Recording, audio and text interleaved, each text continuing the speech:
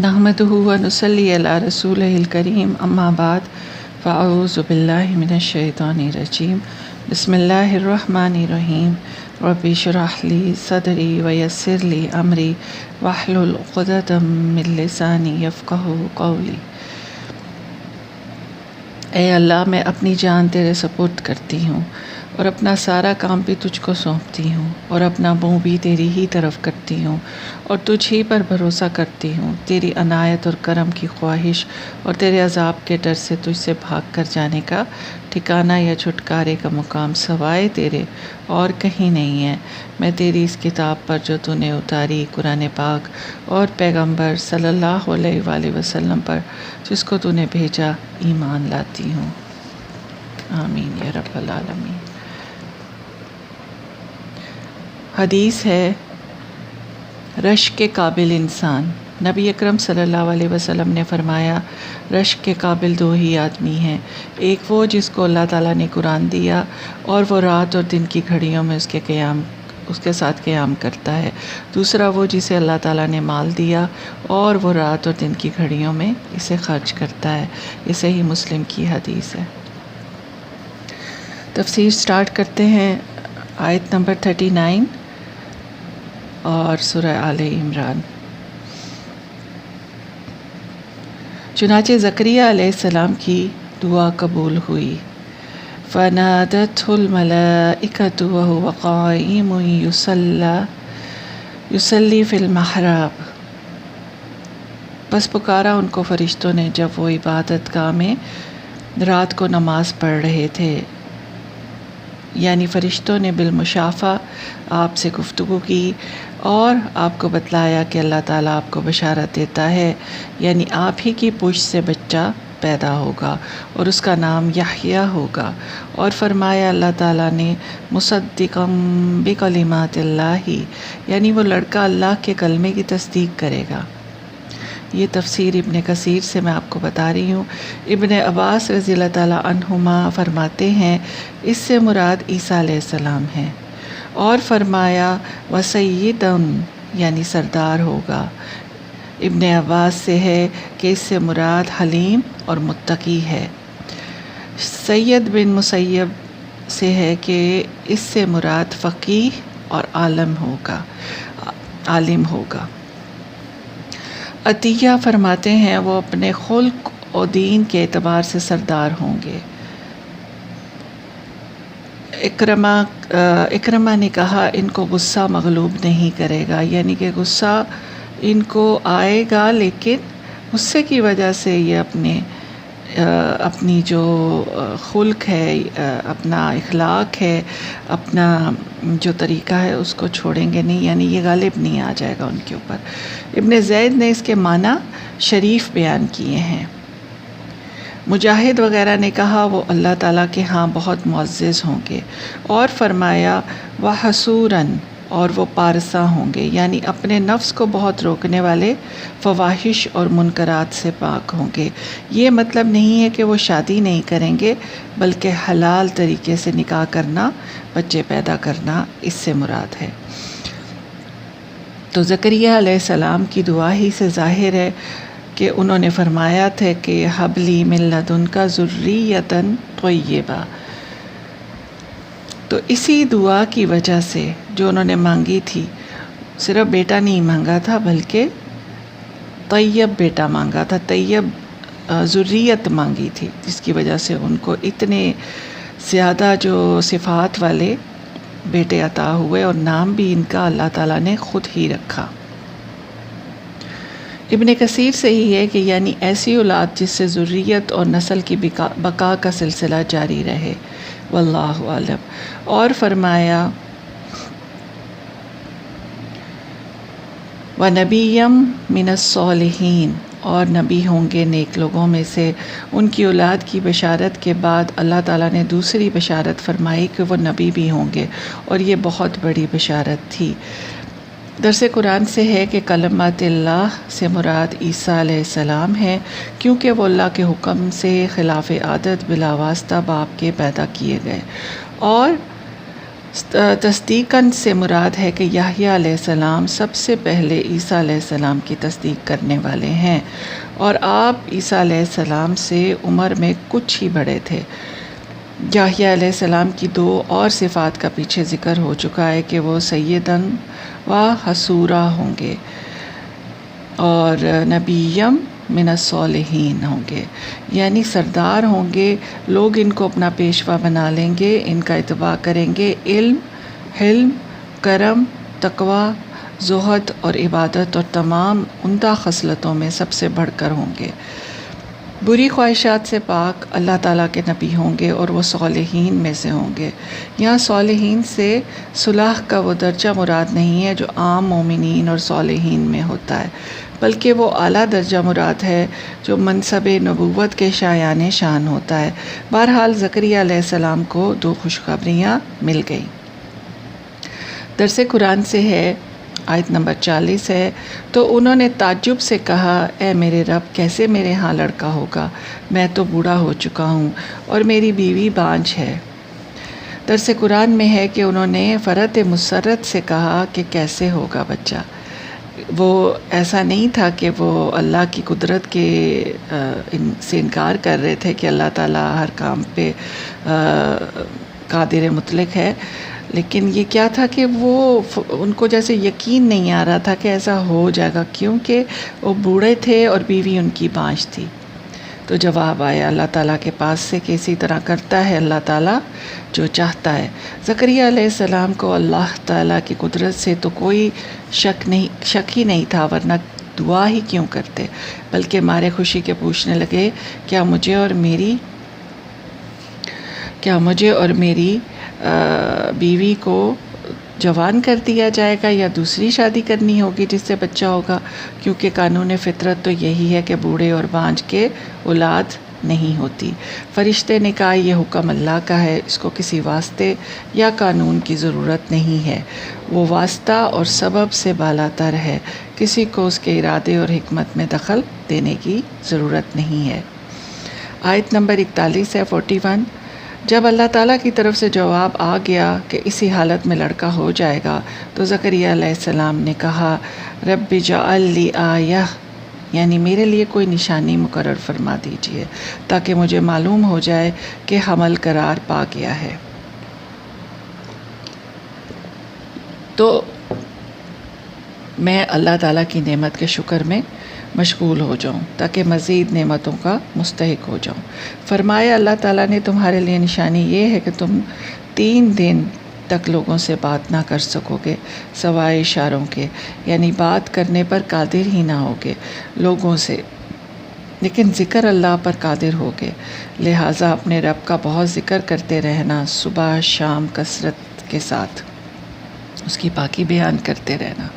تفسیر القرآن سے ہے، زکریا علیہ السلام کے نشانی مانگنے پر فرمایا تم 3 دن کسی سے بات نہ کر سکو گے، بولنے کی طاقت نہیں رہے گی، اگرچہ زبان میں کوئی مرض بھی نہیں ہے، اس نشانی کے بعد سمجھ لینا کہ تمہاری بیوی حاملہ ہو گئی۔ اس کے بعد اپنے رب کی حمد و ثنا کرتے رہنا، صبح شام تسبیح میں مشغول رہنا۔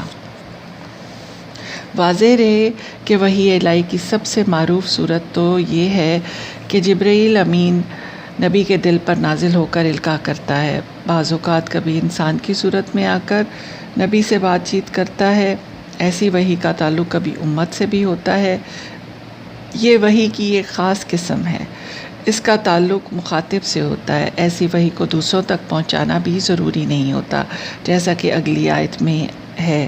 ایسی وحی کی کیا کیفیت ہے؟ یعنی انسان کی عقل اسے سمجھنے اور زبان بیان کرنے سے قاصر ہے۔ تفہیم القرآن سے ہے کہ یحییٰ علیہ السلام کا ذکر اس وجہ سے فرمایا گیا ہے کہ جس طرح مسیح علیہ السلام کی پیدائش معجزانہ طریقے سے ہوئی تھی، اسی طرح 6 ماہ پہلے اسی خاندان میں یحییٰ علیہ السلام کی پیدائش بھی ایک دوسرے قسم کے معجزے سے ہو چکی تھی، تاکہ عیسائیوں کو معلوم ہو جائے کہ اعجازی طور پر پیدائش سے کوئی الہ نہیں ہو سکتا۔ آیت نمبر 42 میں ہے، تفسیر القرآن سے اس آیت سے معلوم ہوا کہ جن دنوں مریم علیہ السلام ہیکل کے حجرے میں مصروف عبادت تھیں، ان دنوں فرشتے ان سے ہم کلام ہوا کرتے تھے۔ انہوں نے آپ علیہ السلام کو اطلاع دی کہ ان کا رب ان پر کس قدر مہربان ہے۔ اس نے مریم علیہ السلام کو تمام جہان کی عورتوں پر ترجیح دی ہے، جیسا کہ حدیث ہے۔ ابو موسیٰ رضی اللہ تعالیٰ عنہ سے کہتے ہیں کہ رسول اللہ صلی اللہ علیہ وسلم نے فرمایا، مردوں میں سے تو بہت کامل ہوئے ہیں، لیکن عورتوں میں سے آسیہ فرعون کی بیوی اور مریم بنت عمران کامل ہوئی ہیں، اور عائشہ کی فضیلت ایسی ہے جیسے سرید کو باقی کھانوں پر فضیلت ہے، اور اسے بخاری نے روایت کیا ہے۔ اور حضرت علی رضی اللہ تعالیٰ عنہ سے روایت ہے کہ رسول اللہ صلی اللہ علیہ وسلم نے فرمایا،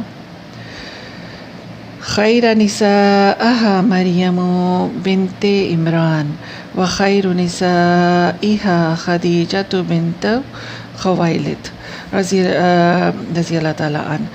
یہ صحیح بخاری کی حدیث ہے کہ اس امت کی عورتوں میں سب سے بہتر مریم بنت عمران تھیں، یعنی کہ جو پہلے گزری، اور اس امت کی عورتوں میں سے سب سے بہتر خدیجہ رضی اللہ تعالیٰ بنت خویلد ہیں۔ یہ بھی مسلم کی، ترمذی کی ایک اور روایت میں آ رہا ہے کہ فاطمہ رضی اللہ تعالیٰ عنہا بنت محمد صلی اللہ علیہ وآلہ وسلم کو بھی فضیلت والی عورتوں میں شامل کیا گیا ہے۔ اس کا یہ مطلب بھی ہو سکتا ہے کہ مذکورہ خواتین ان چند عورتوں میں سے ہیں جنہیں اللہ تعالیٰ نے دیگر عورتوں پر فضیلت اور بزرگی عطا فرمائی، یا یہ اپنے اپنے زمانے میں فضیلت رکھتی ہیں، واللہ اعلم۔ اور یہاں سے ہمارے لیے کیا سبق ہے؟ امت کی باقی جو ہم خواتین ہیں ان کے لیے یہ سبق ہے کہ ہمیں ان کی زندگی میں نمونہ دیکھنا چاہیے کہ ان کی زندگی کے اندر کیا ایسی چیزیں تھیں جن کی وجہ سے اللہ پاک کو یہ پسند آئی، اور انہوں نے ان کو، اللہ تعالیٰ نے ان کو چن لیا۔ تو اس پر جتنا آپ غور و فکر کریں گے اتنا آپ کو سمجھ آئے گا۔ بہرحال فرشتوں نے بتایا، یا مریم ان اللہ اصطفاک وطہرک واصطفاکی علی نساء العالمین، اے مریم اللہ تعالیٰ نے تم کو منتخب فرما لیا ہے، پاک بنایا ہے، اور تم کو برگزیدہ کیا ہے تمام جہان کی عورتوں کے مقابلے میں۔ یعنی باطل پرستوں نے جو آپ علیہ السلام پر بہتان تراشے، گندے الزامات لگائے، سب غلط ہے۔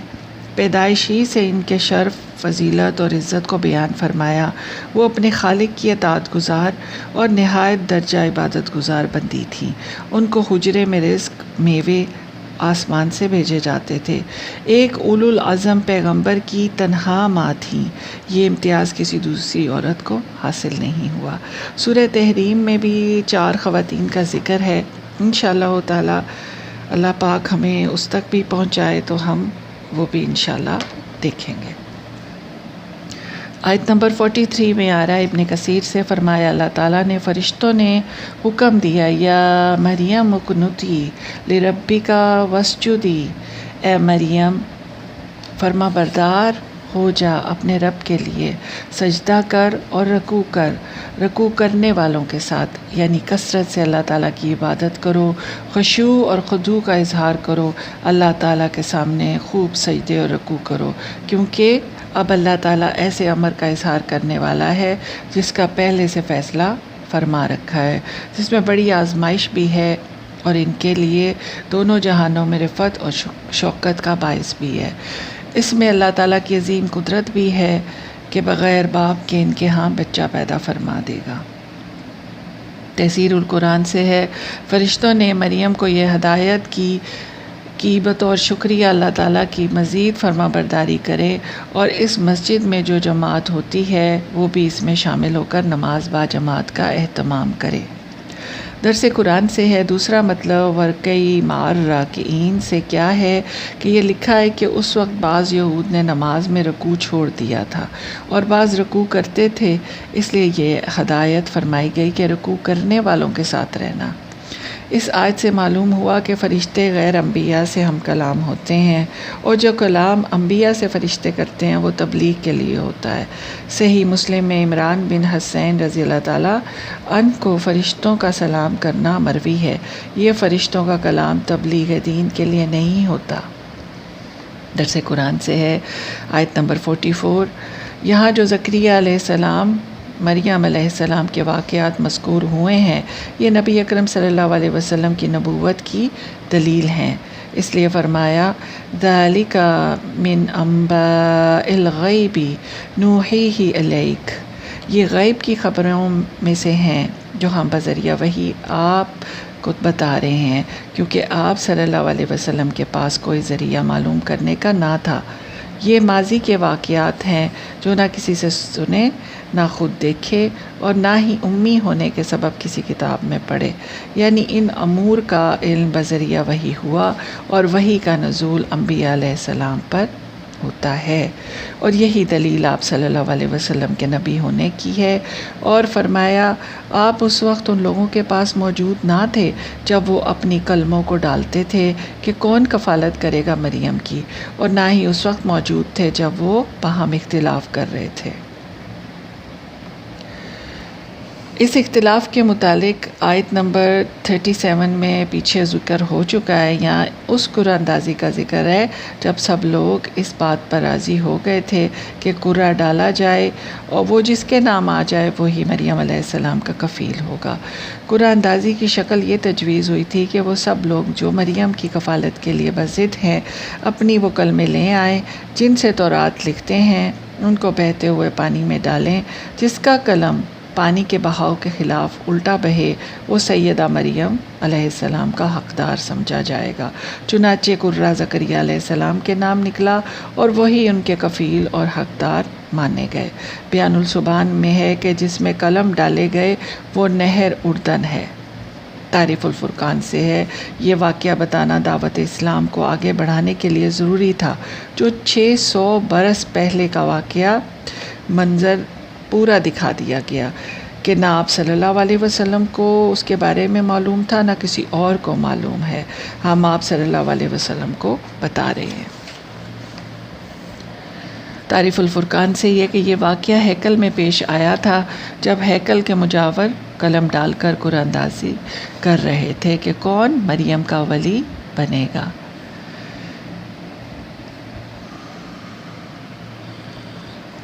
آیت نمبر 45 ہے، اور فرمایا اذ قالت الملائکۃ یا مریم ان اللہ یبشرک بکلمات منہ اسمہ المسیح ابن مریم۔ جب فرشتوں نے کہا اے مریم، اللہ تعالیٰ تم کو بشارت دیتا ہے اپنے کلمے کے نام کی، اس کا نام مسیح ابن مریم ہوگا، وہ دنیا اور آخرت میں وجیح اور محترم ہوگا اور اللہ تعالیٰ کے مقربین میں سے ہوگا۔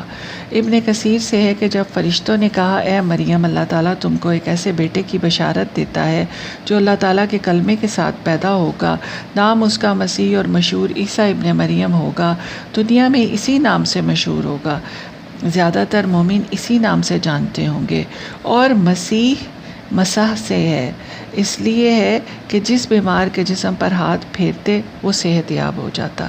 یہ سب اللہ تعالیٰ کی عنایت کردہ چیزیں تھیں۔ ان کا نام مسیح اللہ تعالیٰ نے خود رکھا تھا، جیسے یحییٰ علیہ السلام کا رکھا تھا۔ اللہ تعالیٰ کے حکم سے جس پر بھی یہ ہاتھ پھیرتے تھے وہ شفا یاب ہو جاتا تھا، صحت مند ہو جاتا تھا۔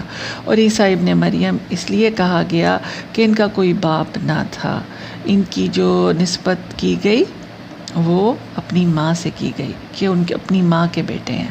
اور فرمایا وجیہا فی الدنیا والآخرہ ومن المقربین، یعنی اللہ تعالیٰ کے ہاں دنیا میں وجاہت، عزت اور بلند مرتبہ حاصل ہوگا۔ اللہ تعالیٰ ان کو وحی شریعت سے نوازے گا، ان پر کتاب نازل فرمائے گا اور دوسری نعمتوں سے سرفراز فرمائے گا، اور آخرت میں اللہ تعالیٰ کے مقربین میں سے ہوگا جن کی شفاعت کی اللہ تعالیٰ اجازت فرمائیں گے۔ آپ علیہ السلام اس کی سفارش کریں گے، اللہ تعالیٰ اولو العلم پیغمبروں کی شفاعت قبول فرمائیں گے، جس کی بھی وہ کریں گے اس کے لیے وہ قبول فرمائیں گے۔ احسن البیان میں ہے کہ عیسیٰ علیہ السلام کو کلمۃ اللہ اس لیے کہا گیا کہ ان کی ولادت اجازی شان سے اور انسانی اصول کے برعکس بغیر باپ کے اللہ تعالیٰ کی قدرت خاص اور اس کے کلمہ کن کہنے سے ان کی تخلیق ہوئی۔ اور مسیح لفظ مسا سے ہے، یعنی سیاحت کرنے والا یا ہاتھ پھیرنے والا۔ اس کا روٹ جو ہے میم سین ہا ہے، تو اس کے دو ہی معنیاتے ہیں، پھرنے والا یا پھیرنے والا۔ تو سیاحت بھی آ جاتا ہے اور مسا کرنا بھی آ جاتا ہے، یہ اسی سے ہی نکل رہا ہے۔ کیونکہ آپ ہاتھ پھیر کر مریضوں کو اللہ تعالیٰ کے حکم سے شفا یاب فرما دیتے تھے، اور قیامت کے قریب ظاہر ہونے والے دجال کو مسیح اس لیے کہا جاتا ہے۔ یہاں سے اب آپ کو اکثر لوگوں کے ذہن میں یہ بات آتی ہے کہ مسیحی دجال کیوں کہا جاتا ہے، تو یہاں پر اس کی بھی وضاحت ہے کہ قیامت کے قریب ظاہر ہونے والے دجال کو مسیح اس لیے کہا جاتا ہے کہ وہ ممسوح العین ہے، یعنی اس کی ایک آنکھ پھٹی ہوئی ہوگی، خراب ہوگی، جیسے ہمیں حدیث سے نبی پاک صلی اللہ علیہ وسلم کی پتہ بھی چلتا ہے، اور کثرت سے وہ پھرے گا، زمین کے اندر سیر کرے گا دنیا بھر میں، سوائے مکہ اور مدینہ کے، اور بعض روایات میں بیت المقدس بھی آتا ہے کہ ان 3 جگہوں پر وہ نہیں داخل ہو سکے گا۔ ان کے علاوہ ساری دنیا میں پھرے گا، اس لیے اسے مسیح دجال کہا جاتا ہے۔ بعض محققین کہتے ہیں کہ یہود اور نصارہ کی اصطلاح میں مسیح اولو العزم پیغمبر کو کہتے ہیں۔ یہود کو جس انقلاب آفرین مسیح کی بشارت دی گئی ہے، وہ اسی دجال کے مسیح کے نام پر آنے کے منتظر ہیں، یعنی وہ دجال اپنے آپ کو مسیح قرار دے گا، مگر وہ دجل فریب کا اتنا بڑا پیکر ہوگا کہ اولین اور آخرین میں اس کی کوئی مثال نہ ہوگی، اپنے تمام دعووں سمیت جھوٹا ہوگا۔ یہ آپ دیکھ لیجئے کہ آج کل جو حالات ہیں، میں اسپیسیفائی نہیں کرنا چاہتی، لیکن جو اب 2020 کے اوائل میں ہی یہ ایک وائرس نے سر اٹھایا ہے، تو بہت سی باتیں جتنا جو کہہ سکتے ہیں، جتنی جو اظہار کر سکتے ہیں علماء تو اس میں نہیں، لیکن جو ریسرچ کرتے ہیں یا جو ایسے لوگ ہیں، وہ اس کو یہ اسی سے ریلیٹ کر رہے ہیں کہ یہ ٹائم جو ہے، یہ یہود اب اس وقت فل تیاری میں ہے اور انتظار میں ہے اسی مسیحی دجال کے۔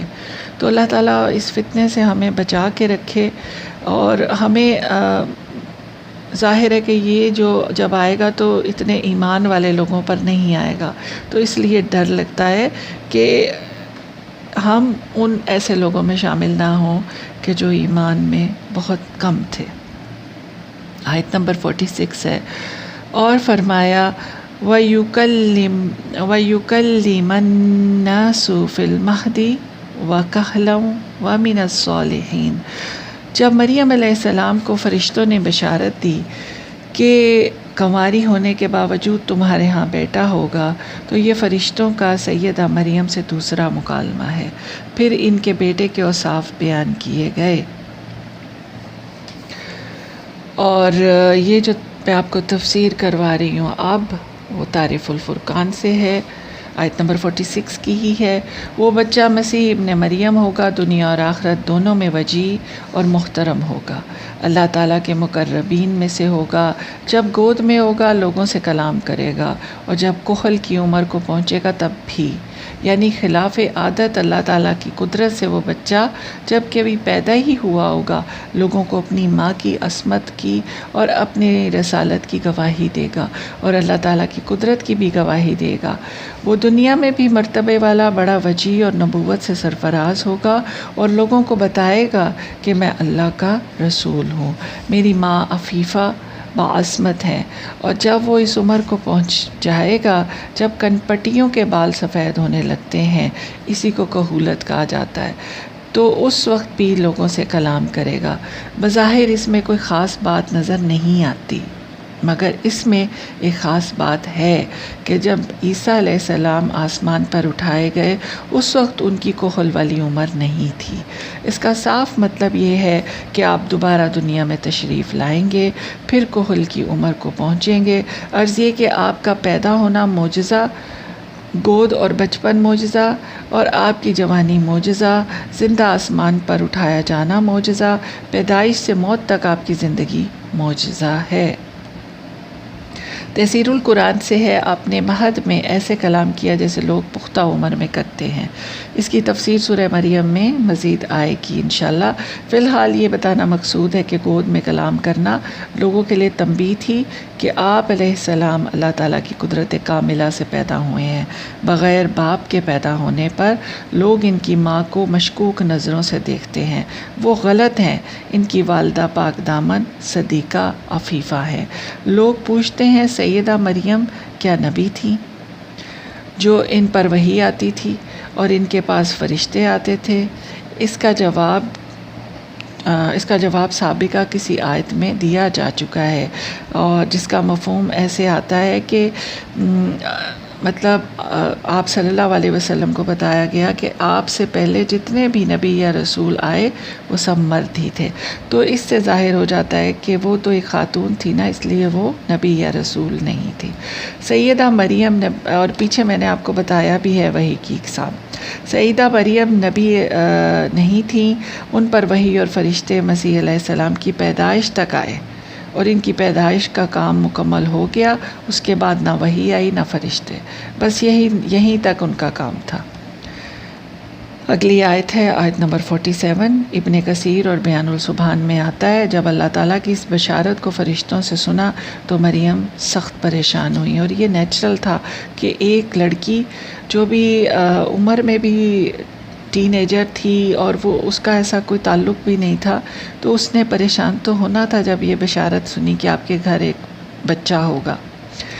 تو کہنے لگیں اے میرے رب، میرے ہاں بچہ کیسے پیدا ہوگا؟ نہ میرا کوئی شوہر ہے، نہ میری شادی ہوئی، اللہ کی بنا نہ میں بدکار ہوں۔ فرشتے نے کہا کذالک اللہ یخلق ما یشاء، اسی طرح کرتا ہے اللہ تعالیٰ جو چاہتا ہے پیدا کرتا ہے۔ زکریہ علیہ السلام سے فرمایا تھا کذالک اللہ یفعل ما یشاء، اسی طرح جو چاہتا ہے کرتا ہے، اسے بغیر سبب ہی بھی کوئی چیز پیدا کرنے کی پوری قدرت حاصل ہے۔ یعنی کہ آدم علیہ السلام کا تو نہ باپ تھا اور نہ بیٹا تھا، نہ باپ تھا اور نہ ہی ماں تھی، والدہ تھی۔ جب وہ کوئی فیصلہ کر لیتا ہے تو کہتا ہے کن ہو جا، بس وہ ہو جاتا ہے۔ درس قرآن سے ہے کہ مریم علیہ السلام کو تسلی دی گئی کہ بچے کے ہونے سے پریشان نہ ہو کہ لوگ تم کو طعنہ دیں گے، لیکن وہ بچہ تمہاری عزت اور وجاہت کا ہی سبب بنے گا۔ ٹھیک ہے۔ درس قرآن سے آتا ہے آیت نمبر 47 اور 48 ہے، جیسا کہ پچھلی آیت میں بیان ہو چکا ہے کہ عیسیٰ علیہ السلام نے پیدا ہونے کے فوراً بعد لوگوں کے پوچھنے پر ان سے کلام کیا، جب وہ ان کی والدہ کو طعنے دے رہے تھے اور ان پر الزام تراشی کر رہے تھے، تو اس وقت یہ بول پڑے تھے اور فرمایا میں اللہ کا بندہ ہوں اور رسول ہوں، میری ماں صدیقہ عفیفہ پاک دامن ہے۔ اور یہ سورہ مریم میں اس کی ڈیٹیل آئے گی، یعنی اپنی ماں کی پاک دامنی کی گواہی دیں گے۔ اور آگے اللہ تعالیٰ مزید عیسیٰ علیہ السلام کی صفات اور فضیلت میں ارشاد فرماتے ہیں کہ اللہ تعالیٰ ان کو خود تعلیم فرمائیں گے، ان کا کوئی اور معلم نہیں ہوگا، ان کو آسمانی کتابوں کا، ان کے احکامات کا، تورات اور انجیل کا بالخصوص علم عطا کرے گا۔ اسی لیے فرمایا وَيُعَلِّمُهُمُ الْكِتَابَ وَالْحِكْمَةَ وَالتَّوْرَاةَ وَالْإِنجِيلَ۔ کتاب سے مراد یہاں پر قرآن مجید ہے، اور حکمت سے مراد سنت ہے، اور فہم سے مراد دین ہے، فہم دین ہے، اور یہاں کتاب سے مراد کتابت ہے، یعنی لکھنا ہے، جو اس کے روٹ ورڈ سے آتا ہے، تو اس میں لکھنا بھی آتا ہے۔ تورات جو موسیٰ علیہ السلام پر نازل ہوئی، اور انجیل جسے اللہ تعالیٰ نے عیسیٰ علیہ السلام پر نازل فرمایا، اور عیسیٰ علیہ السلام دونوں کتابوں کے حافظ تھے، یعنی کہ پچھلی کتاب کے بھی اور اس کتاب کے بھی حافظ تھے۔ اور اسی طرح نبی پاک صلی اللہ علیہ وسلم کو بھی پچھلی کتابوں کا سب کا علم تھا، اللہ باذن اللہ۔ اور وہ تصدیق بھی کرنے والے تھے۔ تفسیر القرآن سے ہے کہ عیسیٰ علیہ السلام کو اللہ تعالیٰ نے بلا کا حافظہ عطا فرمایا تھا، بڑے خوش نویس تھے، یعنی کہ بڑے اچھے لکھتے تھے، اپنے ہاتھ سے تورات لکھتے تھے، اس پر پورا عبور حاصل تھا۔ یہودی علماء کے الجھنے پر جب وہ بحثیں کرتے تھے پر تورات کے زبانی حوالے دے کر ان کو قائل کر دیتے تھے۔ آپ کو 30 سال کی عمر میں نبوت عطا ہوئی، غالباً انجیل 30 سال کی عمر میں عطا ہوئی ہوگی، ورنہ تو ان کو نبوت بچپن ہی میں عطا ہو گئی تھی، جب آپ نے اپنی قوم کو اپنی ماں کی گود میں بتایا تھا کہ میں اللہ کا بندہ اور رسول ہوں۔ اس کے بعد آپ علیہ السلام دین کی تبلیغ اور اشاعت میں مصروف ہو گئے اور مسلسل سیاحت کرتے رہے۔ اس وجہ سے بھی آپ کو مسیح کہا جانے لگا۔ آپ نے یہود کی بگڑی قوم کی اصلاح کی انتھک کوشش کی، تورات کی اثر نو تعلیم دی، اس کے احکام یاد دلائے، مگر وہ قوم اتنی بگڑی ہوئی تھی کہ ان کی دشمن ہو گئی۔ اس سے پہلے زکریا علیہ السلام پر تہمت لگا کر قتل کر دیا، اور جب یحییٰ علیہ السلام نے عیسیٰ علیہ السلام کی تصدیق کی تو ان کو بھی حکومت کی وساطت سے شہید کر ڈالا۔ پھر عیسیٰ علیہ السلام کے در پہ حاضر ہو گئے، آپ کو سولی پر لٹکانے کی کوشش کی، مگر آپ علیہ السلام کو اللہ تعالیٰ نے زندہ جسم اور روح کے ساتھ آسمان پر اٹھا لیا۔ کچھ علماء کی رائے ہے کہ اللہ تعالیٰ نے جو فرمایا ہے کہ وہ ان کو کتاب اور حکمت کی تعلیم دے گا، تو کتاب سے مراد قرآن مجید اور حکمت سے حدیث نبوی صلی اللہ علیہ وآلہ وسلم مراد ہے، اور یہ آپ کے دوبارہ دنیا میں آنے کی دلیل ہے، اور یہ کہ آپ کوئی نئی شریعت نہیں لائیں گے بلکہ قرآن اور حدیث نبوی صلی اللہ علیہ وسلم کی تعلیم دیں گے، واللہ تعالی عالم۔ اب یہ یہاں پر ایک پیچھے پوائنٹ گزرا تھا کہ وہ انہوں نے اصلاح کی تھی ان کی قوم کی جو بگڑ گئی تھی، اثر نو تعلیم دینی شروع کی تھی۔ تو یہاں میں یہ ایک بات کہوں گی کہ عام قاری کے ذہن میں یا عام سننے والے کے ذہن میں آتا ہے کہ ہر کوئی اٹھ کے تو تفسیریں کرنا شروع ہو گیا ہے، اور قرآن، میں اپنی بات کر رہی ہوں اس وقت، تو میں یا کوئی بھی جو کر رہا ہے تو وہ یہی کام کر رہا ہے کہ اپنے لوگوں میں، جو اپنے لوگ ہیں ان میں یہ چیز پھر سے ایک دفعہ ریوائیو کرے، کیونکہ اللہ تعالیٰ کا ہی یہ طریقہ ہے۔ اللہ تعالیٰ نے اسی پر اپنے دین کو فلرش کیا، اسی طرح گریجولی اپنے دین کو لے گئے ہیں، نہیں تو ایک ہی شریعت بار بار ہر زمانے میں ریپیٹ ہوتی رہتی۔ تو یہ سنت اللہ ہے، اللہ تعالیٰ نے اسی طرح اپنے بندوں سے کام لینا ہے، اور ہم سب انسان اللہ کے خلیفہ ہیں، اس لیے جو بھی اس کام کو کرنے کی استطاعت رکھتا ہے اس کو کرنا چاہیے۔ یہ اللہ تعالیٰ کا کام ہے، اور اس میں نہ کرنے کا ایک ہی جواز ہوتا ہے کہ جب کم علمی ہو یا صحیح بات نہ ہو، اور اگر صحیح بات آپ کے پاس ہو تو اس کو آگے پہنچانا چاہیے اللہ کے حکم سے۔ آیت نمبر 49 ہی ہے، اور یہاں درس قرآن سے ہے کہ ارشاد باری تعالیٰ ہے وَرَسُولًا اِلَىٰ بنی اسرائیل، اور یہ دیکھیے کہ بنی اسرائیل کی طرف ہی یہ رسول تھے، اور بنی اسرائیل کی طرف عیسیٰ علیہ السلام کو رسول بنا کر بھیجا۔ وہ ان سے کہیں گے کہ میں تمہارے پاس تمہارے رب کی طرف سے نشانی لے کر آیا ہوں، یعنی معجزات لایا ہوں جو نبوت اور رسالت کی ایسی روشن اور ظاہر نشانیاں ہیں کہ تم دیکھتے ہی جان لو گے کہ یہ معجزات بلا شبہ تمہارے رب کی جانب سے ہیں۔ درس قرآن ہی سے ہے، کیونکہ تمام حکیم اور طبیب ان کے مثل لانے سے عاجز اور درماندہ ہوں گے۔ معجزہ یہ ہے کہ آپ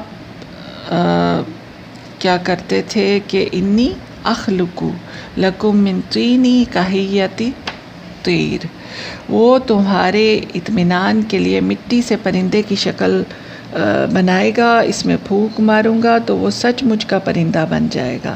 یہ حضرت عیسیٰ علیہ السلام ان کو کہتے تھے، اپنی جو سو قوم تھی، اور اللہ تعالیٰ نے اس کو آیت میں شامل کیا ہے۔ اللہ تعالیٰ کے حکم سے یہ سب کچھ کرتے تھے۔ روایت میں ہے کہ جب عیسیٰ علیہ السلام نے یہ دعویٰ کیا تو لوگوں نے کہا اچھا ہمیں مٹی سے زندہ جو ہے وہ چمگادڑ بنا کر ہمارے سامنے دکھاؤ۔ چمگادڑ بڑا عجیب خصوصیت رکھتا ہے، یہ جو اللہ تعالیٰ نے مخلوق بنائی ہے۔ اس کی کیا آ رہی ہیں خصوصیات، وہ تقریباً 10 ہیں۔ نمبر 1 ہے کہ اس میں ہڈی نہیں ہوتی، صرف خون اور گوشت ہوتا ہے۔ نمبر 2 ہے اس کے پر بھی نہیں ہوتے مگر یہ اڑتی ہے، یعنی کہ وہ سکن نہیں ہوتی ہے جو یہ باہر نکالتی ہے اور پھر اس سے اٹھتی ہے۔ نمبر 3، یہ پرندوں کی طرح انڈے نہیں دیتی، بچے دیتی ہے۔ نمبر 4، اس کے چھاتیاں ہوتی ہیں جس سے وہ اپنے بچوں کو دودھ پلاتی ہے۔ نمبر 5، اس کو حیض بھی آتا ہے۔ نمبر 6، اس کے چونچ کے بجائے منہ ہوتا ہے، یعنی کہ اس میں دانت بھی نظر آتے ہیں۔ اور نمبر 7 میں یہی آ رہا ہے، اور منہ میں دانت ہوتے ہیں جس سے کھانا کھاتی ہے۔ نمبر 8 ہے، یہ دن کی روشنی میں بھی نہیں دیکھ سکتی۔ اور نمبر 9 ہے، اور رات کے اندھیرے میں بھی اس کی آنکھیں بیکار ہو جاتی ہیں۔ اکثر لوگ کہتے ہیں نا کہ نہیں یہ رات کو اس کو نظر آتا ہے، رات کو بھی نہیں نظر آتا، دن کو بھی نظر نہیں آتا۔ 10ویں جو اس کی خصوصیت ہے وہ یہ ہے کہ صرف طلوع آفتاب سے قریب، یعنی 1 گھنٹہ پہلے، جب سورج نکلنے والا ہو اس سے 1 گھنٹہ پہلے اس کو نظر آتا ہے، اور غروب آفتاب کے قریب 1 گھنٹہ بعد تک دیکھ سکتی ہے۔ آپ یہ سمجھ سکتے ہیں کہ اس وقت کیا ہوتا ہے، وہی سفید دھاگا کالے دھاگے میں شامل ہو رہا ہوتا ہے، ٹھیک ہے۔ تو یعنی کہ ایسا وقت جس میں اندھیرا اور روشنی اکٹھی ہوتی ہے، وہ اس وقت صرف دیکھ پاتی ہے۔ چنانچہ آپ علیہ السلام مٹی سے پرندہ بنا کر پھونک مارتے تو اللہ کے حکم سے زندہ پرندہ بن جاتا۔ اپنی نبوت کی دلیل میں یہ پرندہ معجزہ فرمایا، ساتھ بِإِذْنِ اللہ، یعنی فرما دیا کہ لوگوں یہ اللہ کے حکم سے تھا، مجھے الہ نہ سمجھ لینا۔ اور دوسرا معجزہ فرمایا وَأُبْرِئُ الْأَكْمَحَ، اور میں مادرزاد اندھے کو ٹھیک کر دیتا ہوں، یعنی پیدائشی نابینا ایسی بیماری ہے کہ اس ترقی یافتہ دور میں بھی اس کا کوئی علاج نہیں ہے۔ تیسرا معجزہ یہ فرمایا کہ کوڑھ کے مریض کو بھی صحیح کر دیتا ہوں۔ یہ بھی ایسی بیماری ہے کہ اس سے طبیب حکیم عاجز ہے، یہ لا علاج مرض سمجھے جاتے ہیں، اس لیے ان کا ذکر فرمایا، اور ورنہ آپ دوسری بیماریوں کی بھی شفا بخشتے تھے اللہ کے اذن سے۔ روایات میں ہے کہ آپ کے پاس ایک دن میں 50 ہزار مریض جمع ہو جاتے تھے، جنہیں دم کر کے یا ہاتھ پھیر کے اچھا کر دیتے تھے۔ چوتھا معجزہ جو آیا وہ فرمایا وَأُحْيِي الْمَوْتَى بِإِذْنِ اللَّهِ، اور میں مردوں کو زندہ کر دوں گا اللہ کے حکم سے۔ آیت نمبر 49 جو ہے اس میں ساری وہ چیزیں آ رہی ہیں جو معجزات حضرت عیسیٰ علیہ السلام کو اللہ تعالیٰ نے عنایت فرمائے۔ چنانچہ روایات میں ہے کہ عیسیٰ علیہ السلام نے قم بِإِذْنِ اللہ کہہ کر 4 مردے زندہ کیے۔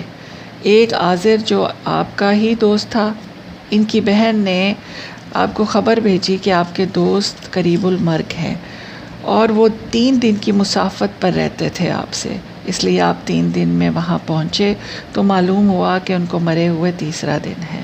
ان کی بہن سے کہا ان کی قبر پر لے چلو۔ قبر پر پہنچ کر اللہ تعالیٰ سے دعا کی، اللہ کے حکم سے وہ زندہ ہو گئے اور ایک مدت تک جیتے رہے، اور ان کی اولاد بھی ہوئی۔ دوسرا واقعہ ایک بڑھیا کے بیٹے کا جنازہ جا رہا تھا، اور وہ بڑھیا ماں بے قرار ہو کر رو رہی تھی۔ آپ کو اس پر ترس آیا اور اللہ تعالیٰ سے دعا کی، اور وہ جو مردہ بچہ تھا، اس کا بیٹا تھا، وہ اپنے تختے پر ہی اٹھ کر بیٹھ گیا، عرصے تک زندہ رہا، صاحب اولاد ہوا، اور یہ بھی معجزہ تھا۔ اور تیسرا واقعہ ایک لڑکی کے زندہ ہونے کا ہے، وہ بھی زندہ ہوئی اور عرصہ تک زندہ رہی اور صاحب اولاد ہوئی۔ اس پر جیسے کہ لوگوں کی عادت ہوتی ہے، وہ ضرور، جن کے دلوں میں شک ہوتا ہے، شبہ ہوتا ہے، وہ ضرور پھر کیا ظاہر کرتے ہیں کہ، اور انہوں نے اپنے اس کا برملا اظہار بھی کیا۔ اور ہمیں جیسے کہ پتہ ہے حضرت عیسیٰ علیہ السلام کے اتنے معجزات کے باوجود ان کے صرف جو فالوورز تھے وہ 13 سے 14 ہی تھے۔ یہی ان کے جو تھے وہ اصحاب تھے جو حضرت عیسیٰ علیہ السلام کے تھے، اور ان کو حواری کہا جاتا ہے، جیسے کہ نبی پاک صلی اللہ علیہ وسلم کے جو ساتھی تھے ان کو صحابہ کہا جاتا ہے، ان کو حواری کہا جاتا تھا۔ تو اسی لیے وہ مانتے نہیں تھے، اتنے زیادہ معجزات کے باوجود وہ ان کو مانتے نہیں تھے۔ اور اب جو مانے ہیں، جو لوگ مان گئے ہیں، تو وہ انہوں نے ان کو الہ کا درجہ دے دیا ہے۔ تو یہ قرآن پاک نیوٹرلائز کر رہا ہے، حقیقت بیان کر رہا ہے کہ یہ وہ دونوں ایکسٹریمز پر نہیں تھے۔ تو کچھ لوگوں نے شبہ ظاہر کیا کہ یہ لوگ مرے ہی نہیں ہوں گے بلکہ یہ سکتے میں گئے ہوں گے، جیسے ہم آج کل دیکھتے ہیں کہ لوگ وہ کوما میں چلے جاتے ہیں، تو ان کو یہی تھا کہ جی یہ سکتے میں چلے گئے ہیں۔ چنانچہ چوتھا واقعہ نوح علیہ السلام کے بیٹے سام کا ہے۔ لوگوں کی باتیں سن کر عیسیٰ علیہ السلام ایک 4600 سالہ پرانی قبر پر تشریف لے گئے۔ 4600 ایئرز پہلے کی یہ قبر پر تشریف لے گئے اور اللہ تعالیٰ سے دعا کی، تو یہ جن کی قبر تھی حضرت آدم علیہ السلام، حضرت نوح علیہ السلام کے بیٹے سام بن نوح کی تھی۔ تو انہوں نے جب دعا کو سنا کہ کوئی کہتا ہے کہ اجب روح اللہ، یعنی جواب دو روح اللہ، تو کا یہ سن کر وہ خوف زدہ ہو کر اٹھ کھڑے ہوئے کہ قیامت آ گئی ہے۔ قیامت کی دہشت سے ان کا سر سفید ہو گیا، ورنہ نوح علیہ السلام کے زمانے میں لوگ بوڑھے نہیں ہوتے تھے۔ انہوں نے اٹھ کر پوچھا کیا قیامت آ گئی ہے؟ عیسیٰ علیہ السلام نے فرمایا نہیں، بلکہ میں نے تم کو اسم اعظم سے زندہ کیا ہے۔ انہوں نے درخواست کی کہ مجھے پھر واپس بھیج دیا جائے مگر دوبارہ سکرات کی شدت نہ ہو، چنانچہ اسی وقت ان کا دوبارہ انتقال ہو گیا۔ الغرض چوتھا معجزہ مردوں کو زندہ کرنے کا بیان ہوا۔ پانچواں معجزہ فرمایا جو قرآن پاک میں آ رہا ہے، خود فرما رہے ہیں اُنَبِّئُکُم بِمَا تَأْکُلُونَ وَمَا تَدَّخِرُونَ، یعنی میں تم کو بتلا دیتا ہوں جو تم کھا کر آتے ہو اور جو گھروں میں ذخیرہ کر آتے ہو وحی کے ذریعے۔ اور یہ سب کچھ آپ کو وحی کے ذریعے بتایا دیا جاتا تھا کہ کل تم نے کیا کھایا تھا اور آج کیا کھایا ہے، اور اگلے وقت کے لیے کیا کھانا تیار کر کے رکھا ہے یا تم رکھائے ہو ذخیرہ کر کے گھر میں۔ اخیر میں فرمایا ان فی ذلک لآیات لکم ان کنتم مؤمنین، بے شک ان باتوں میں بڑی نشانیاں ہیں، یعنی عیسیٰ علیہ السلام کی رسالت اور نبوت کے روشن دلائل ہے۔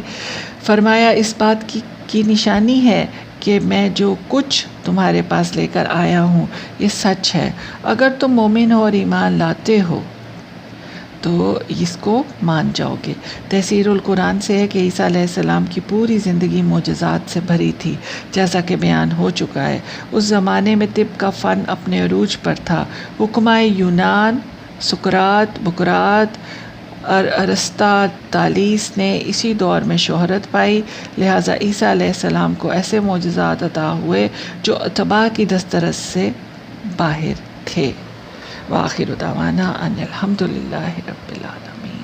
سبحانک اللہم و بحمدک، اشہد ان لا الہ الا انت، استغفرک و اتوب الیک۔